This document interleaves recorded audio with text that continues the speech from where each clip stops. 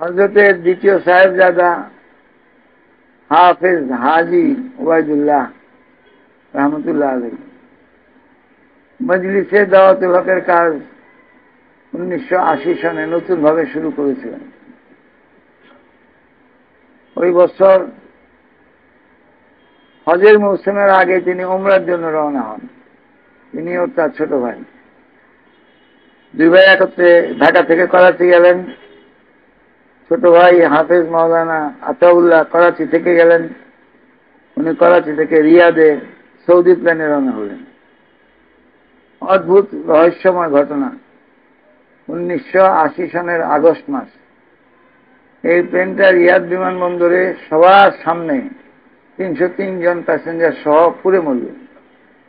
All the crew, all the passengers, they couldn't come out. ভাই ওবায়দুল্লাহ ওই সফরে এইভাবে শহীদ হলেন। তার কথা হাজির বলতেছি। হাফিজ হুজুর রহমতুল্লাহ আলাইহির 4 ছেলে।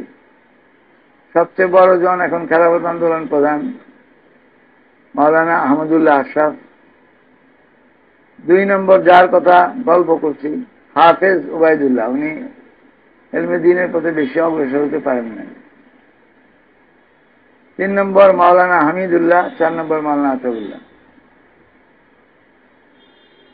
আমরা মজলিসে দাওয়াতুল হকের সঙ্গে সম্পৃক্ত বলে হাফেজ ওবায়দুল্লাহর কথা বলছি আগে। 1980 সনের অগাস্টে তিনি রিয়াদ বিমানবন্দরে সৌদি প্লেনের ভিতরে ইন্তেকাল করলেন। আমার সঙ্গে তার পরিচয় হয় 1974 সালে, মানে 6 years বিফোর দ্যাট। 80 সনের অগাস্টে মারা গেলেন। 74 সালের সেপ্টেম্বর অক্টোবর আমার চলতে ছেলে তখন তার মায়ের পেটে। আমি আমার স্ত্রীকে নিয়ে গিয়েছি ধানমন্ডি, রাইফেল স্কোয়ার বা বর্ডার গার্ডের গেটের ঠিক উত্তর দিকে লেকের উত্তর পারে ডক্টর আব্দুল ওয়াদুদ আর ডক্টর সুফিয়া খাতুন স্বামী স্ত্রী দুজনেই গাইনিকোলজিস্ট ছিলেন। তাদের কাছে আমার স্ত্রীকে দেখাবো। তার অল্প কয়েকদিন আগে আমি হাফিজ হুজুর রহমতুল্লাহের কাছে বায়াত হয়েছি, 74 সালের মে মাস। এই 4-5 মাসে মেলামেশা তেমন হয় নাই, হযরতের ছেলেদেরকে চিনি না।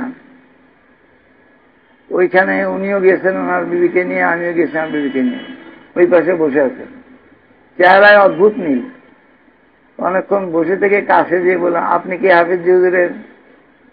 উনি সঙ্গে সঙ্গে বললেন, হ্যাঁ আমি হযরতের ছেলে। তো আমার ধারণা ঠিক হলো, কাছে বসলাম, কথাবার্তা শুরু হলো। কথাবার্তার এক পর্যায়ে আমার বড় ছেলে তখন 5 বছর বয়স, কি করব, কোথায় পড়াবো, এইসব চিন্তা ভাবনা।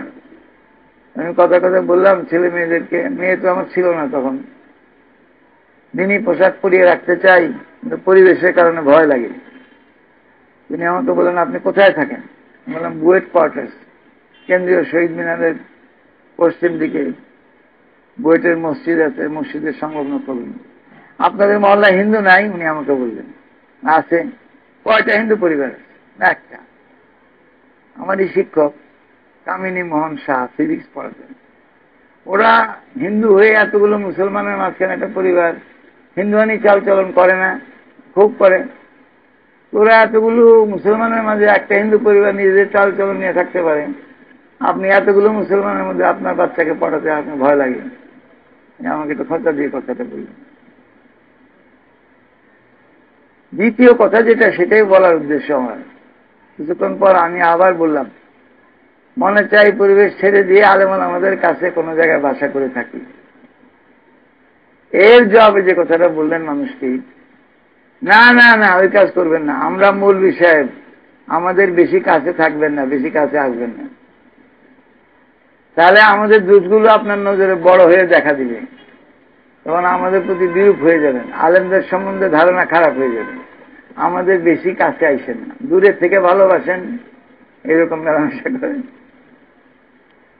অনেক জুনিয়র আমার। আর যখন এই কথা তার সঙ্গে হলো তখন তার বয়স 31-32। এটা হলো 74 সালের ঘটনা। 74, 75, 76, 77, 78, 79, 80 সালে তিনি দাওয়াতে লোকের কর্মকাণ্ড খুব ভালো করে ধরলেন।